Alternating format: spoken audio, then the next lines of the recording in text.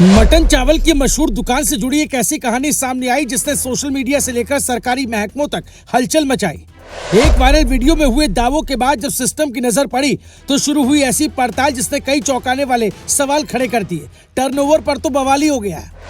जांच आगे बढ़ी तो खुलासे की ऐसी परतें सामने आई। अब हर जुबान पर बस इसी दुकान और उसके कारोबार की चर्चा है।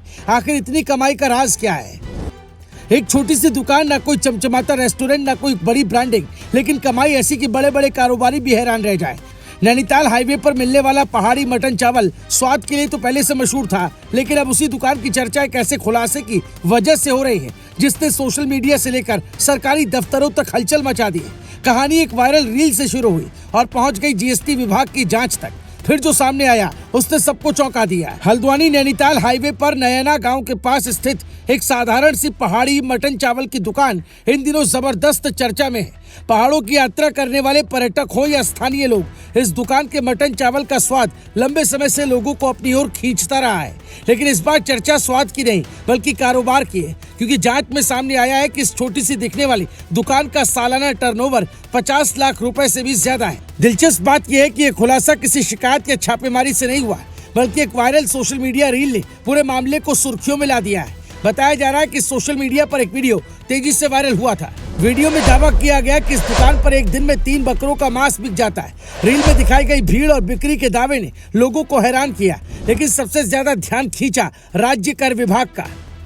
और फिर शुरू हुई पड़ताल। जब राज्य कर विभाग की टीम मौके पर पहुंची और दुकान के कारोबार की जांच की तो कई चौंकाने वाले तथ्य सामने आए। जांच में पता चला कि दुकान का वार्षिक कारोबार जीएसटी सीमा से काफी ऊपर है, यानी कारोबार इतना बड़ा है कि जीएसटी पंजीकरण कराना अनिवार्य हो जाता है। लेकिन हैरानी की बात यह है कि दुकान का अब तक जीएसटी रजिस्ट्रेशन ही नहीं कराया गया था।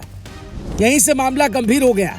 विभागीय अधिकारियों के अनुसार दुकान पर खाद्य सामग्री की बिक्री पर 5% जीएसटी देय है, लेकिन रजिस्ट्रेशन न होने की वजह से टैक्स नियमों का पालन नहीं किया जा रहा था। जांच के बाद विभाग ने दुकान के मालिक चंदन सिंह को नोटिस जारी करते हुए 12 जून तक का समय दिया है। साफ चेतावनी भी दी गई कि निर्धारित समय तक पंजीकरण नहीं कराया गया तो जीएसटी कानून की संबंधित धाराओं के तहत कार्रवाई की जाएगी। अब सवाल उठ रहा है कि आखिर एक छोटी सी दिखने वाली दुकान इतनी बड़ी कमाई कैसे कर रही थी?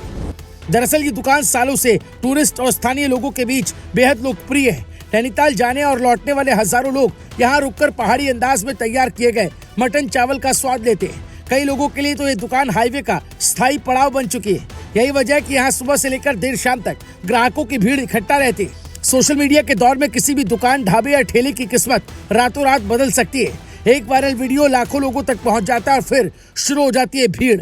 ऐसा ही कुछ इस दुकान के साथ भी हुआ। रील वायरल होने के बाद दुकान की लोकप्रियता और बढ़ गई, लेकिन शायद किसी ने नहीं सोचा होगा कि वही वायरल वीडियो सरकारी जांच की वजह भी बन जाएगा।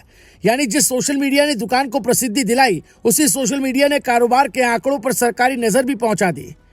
अब ये मामला सिर्फ एक दुकान तक सीमित नहीं माना जा रहा। एक्सपर्ट्स का कहना है कि सोशल मीडिया के इस दौर में कारोबार को छिपाना पहले जितना आसान नहीं रहा। अगर किसी व्यवसाय की बिक्री, ग्राहकों की संख्या या कमाई सार्वजनिक मंचों पर दिखाई देती है तो विभागीय एजेंसियां भी उस पर नजर रख सकती है। यानी वायरल होना अब सिर्फ पॉपुलर नहीं बनाता बल्कि अकाउंटेबल होना भी सिखाता है। फिलहाल दुकान मालिक ने विभाग से कुछ समय मांगा है। अभी सभी की नजर 12 जून की समय सीमा पर टिकी हुई है। क्या समय रहते दुकान का जीएसटी रजिस्ट्रेशन हो जाएगा? क्या डिपार्टमेंट आगे कोई बड़ी कार्रवाई करेगा या फिर यह मामला नियमों के पालन के साथ यही खत्म हो जाएगा? इन सवालों के जवाब आने वाले दिनों में सामने आएंगे। लेकिन इतना तय है कि नैनीताल हाईवे की यह मशहूर मटन चावल दुकान अब सिर्फ स्वाद के लिए नहीं बल्कि करोड़ों व्यूज वाली वायरल रील, 50 लाख के टर्नओवर और जीएसटी जांच की वजह से भी चर्चा में आ गई है। क्या आपने भी इस दुकान में पहाड़ी मटन चावल का स्वाद लिया है? आप अपने जवाब हमें कमेंट में जरूर बताइए। ब्यूरो रिपोर्ट, राय शुमारी।